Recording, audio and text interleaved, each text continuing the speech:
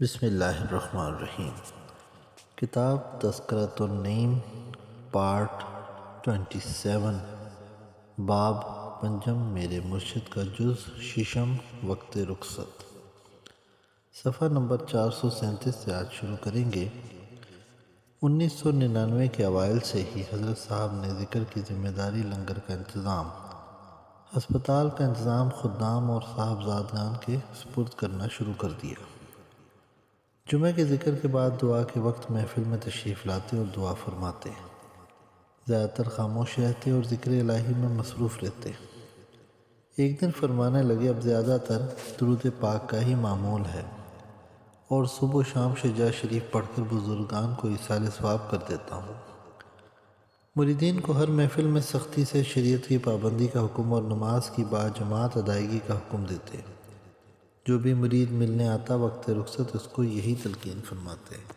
کچھ مریدین کی بچیوں کی شادی کا جہیز وغیرہ کا انتظام فرما دیا۔ انہوں نے عرض کی، حضرت ابھی اس میں دیر ہے۔ آپ نے فرمایا جیسا کہتا ہوں ویسا کرو۔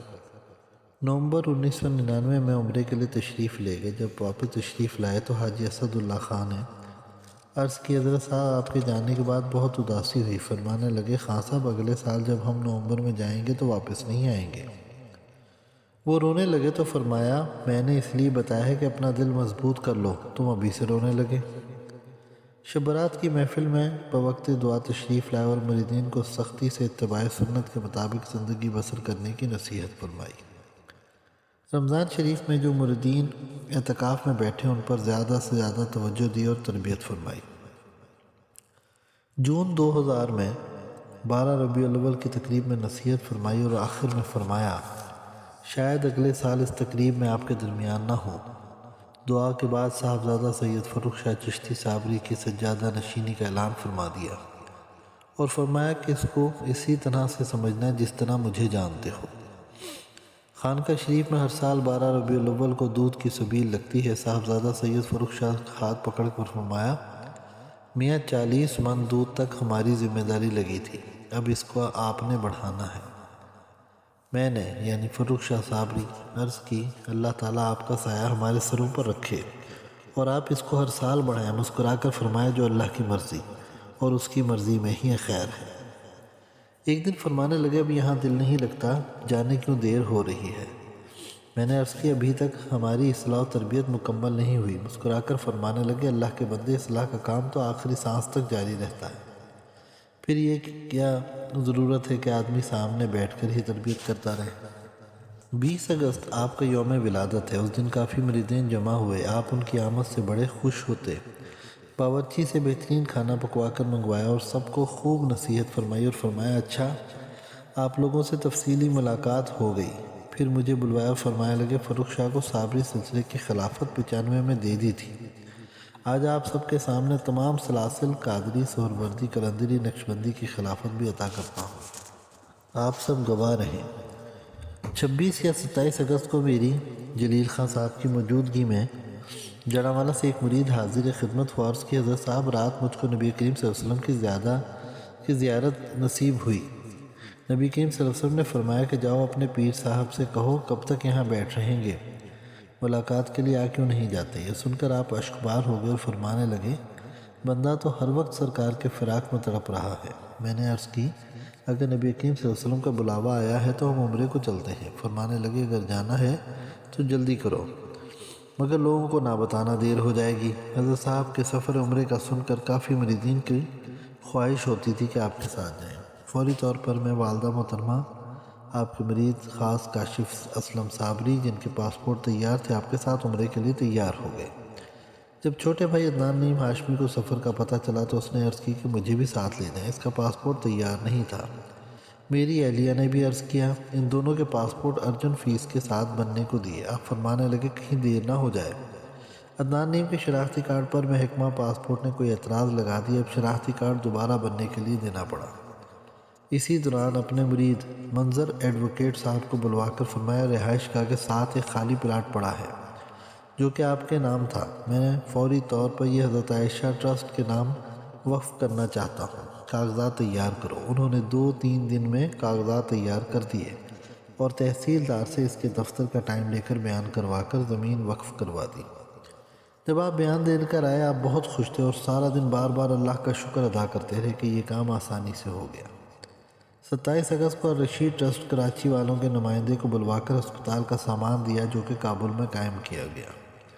اب آپ نے حجرے سے باہر آنا بالکل بند کر دیا تھا، صرف ضرورت کی بات کرتے، ورنہ تسبیح پر ذکر جاری رہتا اور نماز میں شرکت 12 یا 13 ستمبر کو مجھے تنہائی میں بلا کر فرمانے لگے، ان سب لوگوں کو چھوڑو، میں تم اور کاشف عمرے کے لیے چلتے ہیں، وقت کم ہے۔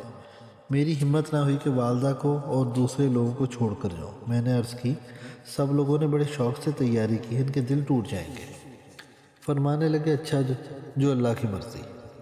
فہیم صابری بیان کرتے ہیں کہ ایک دن حضرت صاحب اپنے مطب سے نکل کر گھر کی طرف گئے تو میں نے دیکھا کہ دھوپ کے باوجود حضرت صاحب کا سایہ نہیں ہے۔ دوسرے دن پھر میں نے خاص طور پر اس کا مشاہدہ کیا۔ شام کو جب دوسرے پیر بھائی بھی موجود تھے، آپ لیٹے ہوئے تھے، آپ فرمانے لگے، غالباً اسد خان صاحب کو مخاطب کر کے، اب ہمارا راز فاش ہو گیا ہے، اب ہم زیادہ دن یہاں نہیں رہیں گے۔ یہ اوائل ستمبر کا واقعہ ہے، اس کے بعد آپ اپنے حجرے سے باہر تشریف نہیں لائے۔ جن کتابوں پر آپ ٹرسٹ سے متعلق تعمیر سے متعلق حساب کتاب لکھتے تھے، ان سب پر بعد میں دیکھا تو 23 ستمبر کو تمام حساب مکمل کر کے سرخ پینسل سے تحریر کیا ہوا تھا، یہاں تک کا حساب مکمل ہے اور نیچے اپنے دستخط کیے ہوئے تھے۔ 25 یا 26 ستمبر کو فرمایا، دیکھو مجھے ہسپتال نہ لے کر جانا۔ 2 دن بعد بڑے صاحبزادے ندیم شاہ صاحب سے فرمانے لگے، دیکھو کفن کا کپڑا منگوا کر رکھ لو، اس دن جمعے کا دن ہوگا، سب دکانیں بند ہوگی۔ خدام سے فرمایا، مجھے پینے کو صرف آب زمزم دو، دوسرا پانی نہ دو۔ 28 ستمبر سے بالکل استغراق کی کیفیت طاری ہو گئی اور بات چیت کم کرتے تھے۔ 30 ستمبر کو مریدین اور صاحبزادگان کے مشورے سے ڈاکٹر صاحب سے مشورہ ہوا اور کچھ انجیکشن اور ادویات استعمال کرائی گئی۔ جسم گرم تھا، کچھ بخار کی کیفیت محسوس کی گئی۔ 1 اکتوبر کو ہسپتال لے جانے اور ایک میڈیکل اسپیشلسٹ سے معائنہ تجویز ہوا۔ میں نے کہا کہ حضرت صاحب نے ہسپتال لے جانے سے منع کیا تھا، مگر اکثریت ہسپتال لے جانے پر بضد تھی۔ میڈیکل اسپیشلسٹ نے فوراً ہسپتال میں داخل کرانے کی ہدایت کی۔ آپ کے چہرے مبارک سے ناگواری ظاہر تھی۔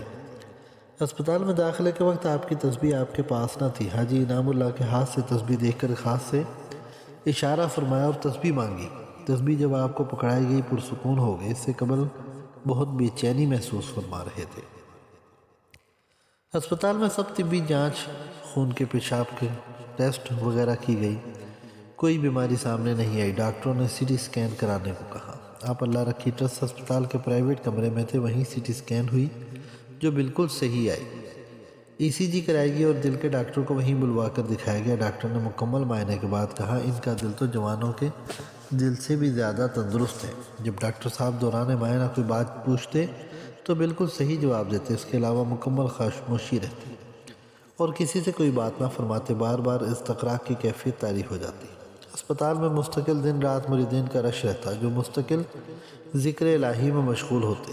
ان دنوں میں حاجی جلیل خان، حاجی انعام اللہ اور ان کے بھائی شیخ نعیم محمد، ندیم صابری، فہیم صابری مستقل حاضر خدمت رہے اور آخر وقت تک اپنے گھروں کو نہ گئے۔ درمیان میں مختلف مریدین عامر مجید صابری، اسد خان صاحب، کاشف اسلم صابری خدمت انجام دیتے رہے۔ اب ڈاکٹروں نے برین اسپیشلسٹ سے رجوع کرنے کو کہا۔ شہر کے سب سے سینئر برین اسپیشلسٹ سے معائنہ کرایا گیا۔ اس سے آپ نے مکمل بات چیت کی، اپنی تاریخ پیدائش بتائی، پرانے واقعات سے متعلق بتایا۔ مکمل معائنہ کے بعد اس نے کہا، مجھے سمجھ نہیں آئی کہ ڈاکٹر نے ان کو میرے پاس کیوں بھیجا ہے، یہ تو مکمل طور پر صحت مند ہے۔ آپ مستقل فرماتے کہ مجھے گھر لے چلو۔ جب نرسیں بلڈ پریشر وغیرہ لینے آتی، ناگواری کا اظہار فرماتے۔ جب ہسپتال میں 13 دن ہو گئے، ایک دن استغراق کی کیفیت سے باہر آ کر غصے سے فرمایا، اب تم لوگوں کو تسلی ہوگی، مجھے فوراً گھر لے چلو۔ میں نے سب سے عرض کی یہ ڈاکٹروں کی سمجھ میں آنے والا مسئلہ نہیں ہے۔ حکم کی اب ہر حالت میں تعمیل کی جائے۔ ڈاکٹر اب خود بھی تھک چکے تھے۔ جس دن ہسپتال سے واپس لائے آپ بہت خوش ہوئے، گھر آ کر چہرے پر مسکراہٹ تھی۔ آپ کو آپ کے حجرے مبارک میں لے گئے، آپ پرسکون تھے۔ آپ کے چھوٹے بیٹے جنید ہاشمی مستقل آپ کے ساتھ تھے۔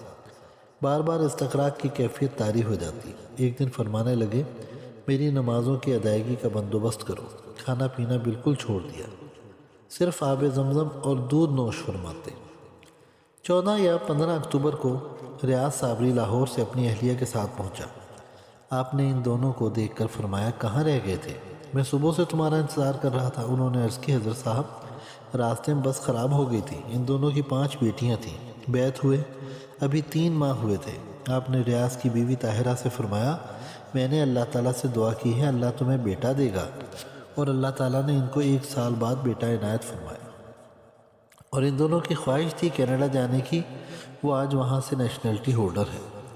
ان دنوں میں اکثر مریدین کو خواب میں زیارت ہوتی اور آپ فرماتے تم لوگ ملنے کو نہیں آتے تھے۔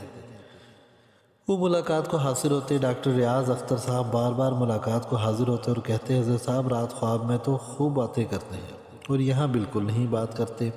ایک دن ڈاکٹر صاحب کہنے لگے، مجھے کچھ بزرگوں کے آخری وقت میں قریب رہنے کا موقع ملا ہے، سب کی یہی کیفیت ہوتی ہے۔ جب والدہ محترمہ حجرہ مبارک میں تشریف لائیں، ان سے ضرور کچھ بات کرتے اور یہ بات کئی بار فرمائی اور دوسروں کے سامنے فرمایا، فاروق سے کہو دنیا کے سب کام چھوڑ کر خانقاہ میں بیٹھ جائے، یہی بزرگوں کا فیصلہ ہے، یہی اللہ تعالیٰ کی مرضی ہے۔ ایک دن کافی مریدین حاضر خدمت تھے۔ ایک دن سب کی طرف متوجہ ہو کر فرمایا، دیکھو اللہ کے بن جاؤ، انفرادی کاموں کو چھوڑ دو، اجتماعی کاموں میں بڑھ جاؤ، اجتماعیت میں ہی خیر ہے۔ سب مریدین خوش ہو گئے کہ حضرت صاحب ہماری طرف متوجہ ہوئے۔ اب نکاحت بڑھ گئی تھی۔ کوئی خادم دودھ یا دلیا کھلانے کے وقت آپ کے بٹھا کر آپ کی کمر سے اپنا سینہ لگا کر بیٹھ جاتا۔ شروع میں جلیل خان صاحب بیٹھتے اور بیٹھتے ہی سو جاتے، باقی سب خدام کہتے، خان صاحب تو فوراً سو جاتے ہو۔ یہ غلط بات ہے، انہوں نے کہا، دوسرا کوئی ساتھی بیٹھ جایا کرے۔ اب جو بھی بیٹھتا وہ فوراً سو جاتا۔ سب کہتے، جیسے ہی ہمارا سینہ آپ کی کمر مبارک سے لگتا ہے فوراً ہی غنودگی طاری ہو جاتی ہے، پھر ہمیں کچھ نہیں معلوم ہوتا کہ ہم کہاں ہیں۔ محمد ندیم صابری کو کاروبار کے سلسلے میں کراچی جانا تھا، وہ پریشان تھے۔ حضرت صاحب کی اجازت کے بغیر کیسے جاؤں؟ ایک دن رات کو اپنے حجہ مبارک سے ان کا نام لے کر آواز دی اور فوراً حاضر خدمت ہوئے۔ سے فرمایا، ندیم تم کراچی چلے جاؤ، اور اس کے فوراً بعد پھر استغراق کی کیفیت طاری ہو گئی۔ کابل میں جس ہسپتال کا سامان بھیجا تھا، وہ وہاں سے سید عدنان شاہ آپ کے صاحبزادے کو بلا رہے تھے کہ آپ یہاں آ کر اس سامان کو نصب کرا دیں۔ حالانکہ اس وقت یہاں ان کی زیادہ ضرورت تھی، کیونکہ یہ میڈیکل لائن سے واقفیت رکھتے تھے، مگر یہ خود بھی جانا چاہتے تھے۔ جمعہ والے دن حاضر خدمت ہو کر دیکھا کہ آپ پر استغراق کی کیفیت طاری ہے۔ بار بار حجرہ مبارک میں حاضر ہوتا تھا۔ ایک دم آپ اس کی طرف متوجہ ہوئے اور فرمایا، اگر تم جانا چاہتے ہو تو میری طرف سے اجازت ہے، اور وہ افغانستان روانہ ہو گیا۔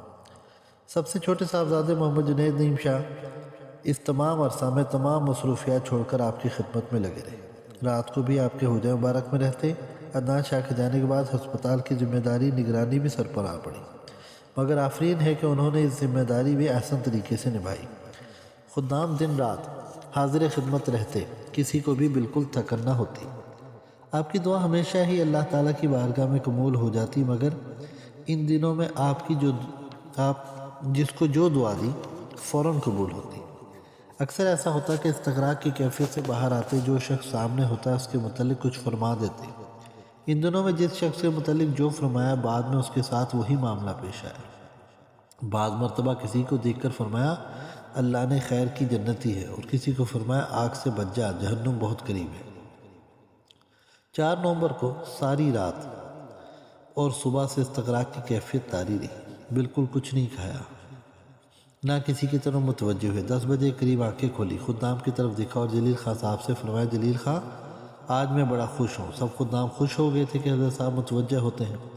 پھر فرمایا، آج مجھے بارگاہ نبی سے بہت بڑا تحفہ ملا ہے۔ 2-3 بار یہی بات فرمائی، پھر خاموش ہو گئے۔ 9 نومبر بروز جمعرات صبح پھر خدام کا مشورہ ہوا اور میڈیکل اسپیشلسٹ کو بلوایا گیا۔ انہوں نے ہسپتال میں لے جانے کا مشورہ دیا۔ اکثریت کی رائے کے مطابق بعد ظہر فیصل ہسپتال پیپلز کالونی میں پرائیویٹ کمرہ لے کر اس کی صفائی کرا کے حضرت صاحب کو وہاں لے جایا گیا۔ جب ڈاکٹروں نے آپ کا معائنہ کیا، آپ نے بہت تھوڑی توجہ ان کی طرف کی۔ چہرے مبارک میں ناگواری کا تاثر تھا۔ تفصیلی طبی جانچ کے بعد ڈاکٹروں نے کہا کہ حضرت صاحب کو کوئی بیماری نہیں ہے، لیکن آپ بالکل خاموش ہیں اور کسی کی طرف توجہ نہیں دیتے۔ جنید شاہ صاحب نے آپ کو جب بار بار آواز دے کر اپنی طرف متوجہ کیا تو فرمایا، کیا بات ہے، کیوں پریشان کرتے ہو؟ جمعرات کو رات کی محفل کی وجہ سے سب لوگ خانقاہ شریف میں آ گئے تاکہ آیت کریمہ کا ورد کر کے دعا کی جائے۔ رات کو جنید شاہ، جلیل خان، عامر مجید صابری آپ کے پاس رہے۔ ان کے بیان کے مطابق رات کو آپ نے صرف چند گھونٹ دودھ کے نوش فرمائے، یہ آپ کی آخری غذا تھی۔ صبح کو فجر کے بعد اختر الاسلام صدیقی صاحب ناشتہ لے کر ہسپتال آ گئے۔ پہلے بھی جتنے دن آپ ہسپتال رہے تھے صدیقی صاحب ناشتہ لے کر آتے اور بر وقت آتے، بعض مرتبہ 7-8 ساتھی ہوتے۔ جنید شاہ اور جلیل خان ناشتہ کرنے لگے۔ عامر مجید خان بیان کرتے ہیں کہ میں حضرت صاحب کے برابر ایک کرسی پر بیٹھا تھا کہ اچانک انتہائی تیز خوشبو آئی۔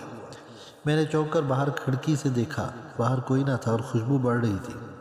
حضرت صاحب ایک کروٹ سے لیٹے ہوئے تھے۔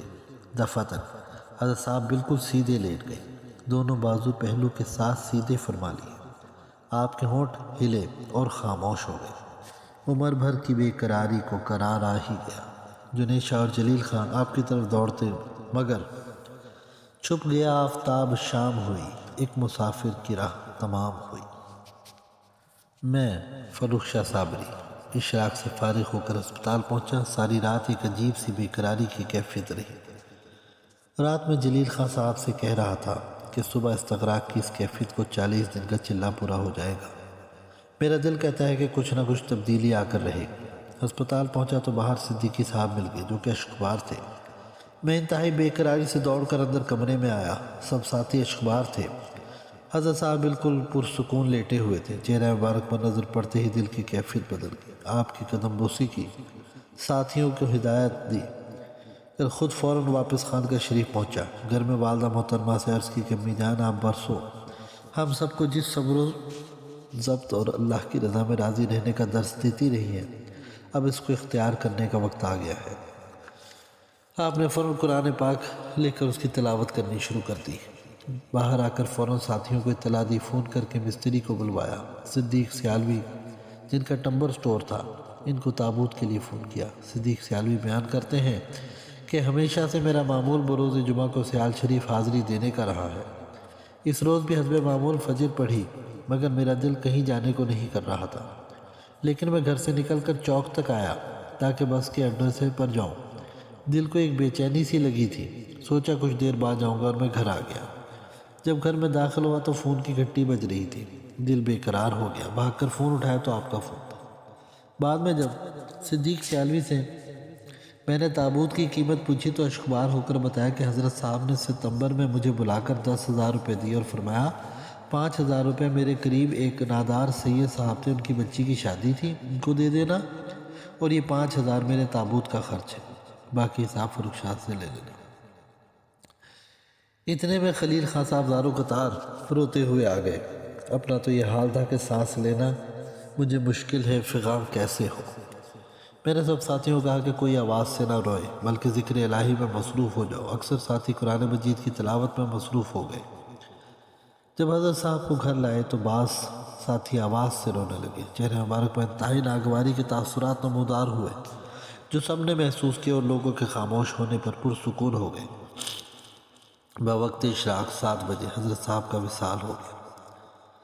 10 بجے غسل و تجہیز و تکفین سے فارغ ہو گئے۔ بعد غسل کے چہرے مبارک پر مسکراہٹ آ گئی۔ جس شخص نے بھی دیدار کیا وہ آج تک یاد کرتا ہے کہ حضرت صاحب کے چہرے مبارک پر کتنی تر و تازگی اور مسکراہٹ کی کیفیت تھی۔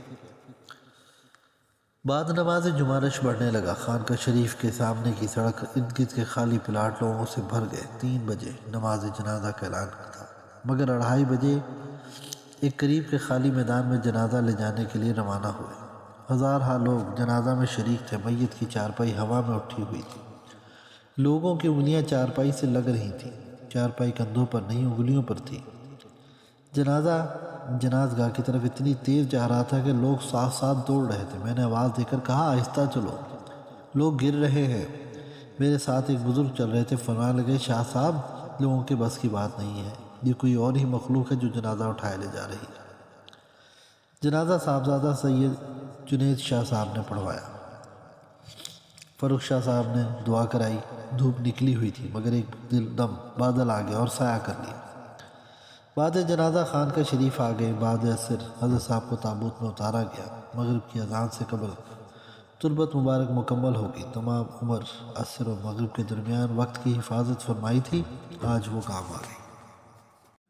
13 شعبان 1421 ہجری بمطابق 11 نومبر سن 2000 عیسوی کو بعد از عصر کل شریف کا ختم اور دعا ہوئی اور مزار مبارک کی چادر پوشی کی گئی۔ ہر سال شب برات کی محفل کا خاص اہتمام فرماتے تھے۔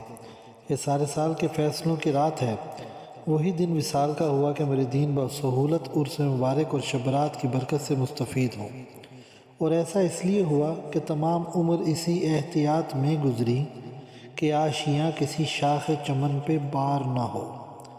اللہ کے ولی کی زندگی بھی باعث ہدایت ہوتی ہے اور موت بھی باعث ہدایت۔ وصال کے روز کئی لوگوں نے برے اعمال سے توبہ کی، 7 آدمیوں نے داڑھی رکھنے کی ہمت کی اور کئی لوگ سلسلے میں داخل ہوئے، اور آج بھی آپ کے قائم کردہ اداروں عائشہ ٹرسٹ ہسپتال، خانقاہ شریف، چشتیہ صابریہ، نعیمیہ صابری دربار سے فیض جاری ہے۔ آپ کی کتب کی اشاعت اور سارے عالم میں ان کی تقسیم جاری ہے۔ الناس صنعان الموتى فی حیاتہم وآخرہ یبطن الارض احیاء۔ ترجمہ: لوگ 2 قسم کے ہوتے ہیں، ایک وہ جو زندگی بھی مردوں کی طرح گزارتے ہیں، اور دوسرے وہ جو کہ مر کر بھی زندہ رہتے ہیں۔ تربت مبارک پر جب حاضر ہوتا ہوں، وہاں انوارات کا نزول دیکھ کر بے اختیار زباں پہ جاری ہو جاتا ہے کہ خاک قبرش از من تو زندہ تر، اے اس تربت کی مٹی بھی مجھ اور تجھ سے زیادہ زندہ ہے۔ حضرت صاحب تو ہمیں دیکھ رہے ہوتے ہیں اور ہماری عرض سن رہے ہوتے ہیں جب ہم ان کی قبر پر حاضر ہوتے ہیں، مگر ہم ہی ان کے دیدار سے محروم ہو گئے ہیں۔ اِنَّ لِلَّهِ وَإِنَّا إِلَيْهِ راجعون۔ پیر و مرشد قبلہ عالم کے 5 صاحبزادے ہیں۔ حاجی سید محمد ندیم شاہ، آپ حضرت صاحب کے سب سے بڑے صاحبزادے ہیں۔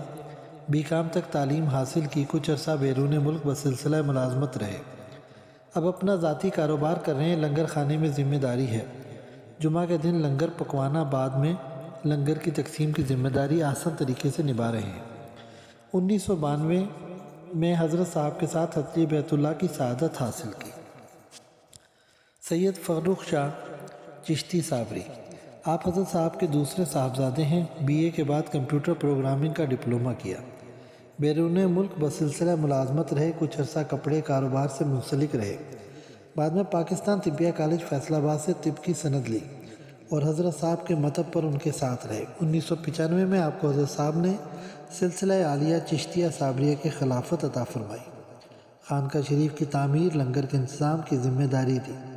حضرت صاحب نے مستقل اپنے ساتھ رکھ کر تربیت فرمائی اور اس دوران مجاہدہ کرانے میں بالکل نرمی نہ کی۔ لنگر پکانے، تقسیم کرنے، برتن دھونے پر ذمہ داری لگائی، ذکر اذکار کی سخت پابندی کرائی۔ 20 اگست 2000 کو سلسلہ قادریہ نقشبندیہ سہروردیہ قلندریہ میں خلافت عطا فرمائی۔ 12 ربیع ہجری کو حضرت صاحب نے سجادہ نشینی کا اعلان فرمایا اور مریدین کو حکم فرمایا کہ جس طرح میرا ادب کرتے ہو، آج کے بعد اسی طرح فرخ شاہ کا ادب کرنا۔ 1992 میں آپ کو حضرت صاحب کے ساتھ حج کی سعادت نصیب ہوئی۔ اس کے بعد 5 بار زیارت مدینہ و مکہ شریف کی سعادت ملی۔ آپ نے ایک کتاب حی علی الصلاح حی علی الفلاح تصنیف کی، جو کہ بلا معاوضہ 2002 سے تقسیم ہو رہی ہے اور ہزاروں کی تعداد میں تقسیم ہو چکی ہے۔ خانقاہ شریف کی تعمیر کا کام، ہر جمعہ کو محفل ذکر اور سالانہ تمام محافل اور حضرت عائشہ ٹرسٹ کی دیگر خدمات، کتب کی تقسیم، ماہانہ ناداروں کے وظائف، مستحق بچیوں کی شادی آپ کے زیر نگرانی جاری ہے۔ آپ کے 2 صاحبزادے اور 1 صاحبزادی ہیں۔ حافظ سید محمد نعمان نعیم شاہ آپ کے بڑے صاحبزادے ہیں، جو آپ کے ساتھ عمرہ کی سعادت حاصل کر چکے ہیں۔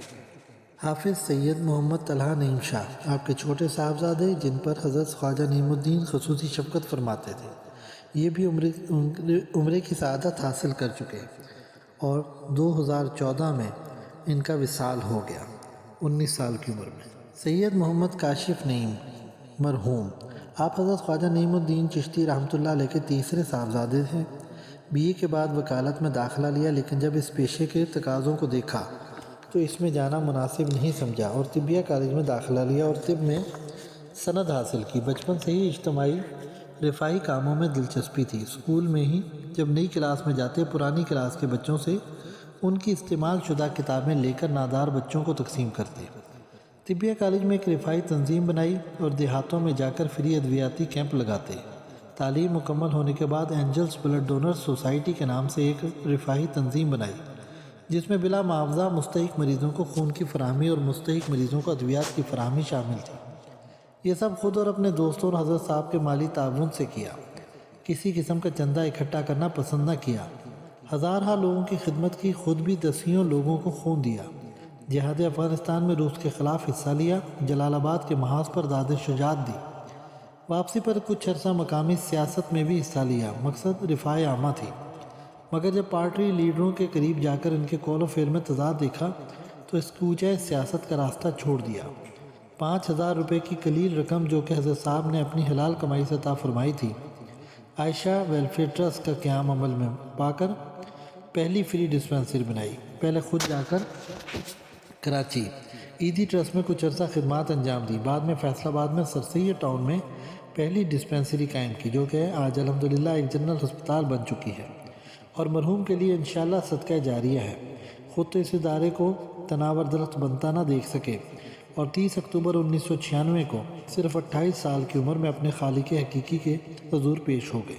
ان کا ایک بیٹا حافظ محمد شہریار شاہ، سید محمد عدنان نعیم شاہ۔ آپ حضرت صاحب کے چھوٹے صاحبزادے ہیں۔ جامعہ تعلیمات اسلامیہ سے فارغ التحصیل عالم ہیں، BA تک تعلیم اس کے علاوہ حاصل کی۔ طبیہ کالج سے طب میں سند لی۔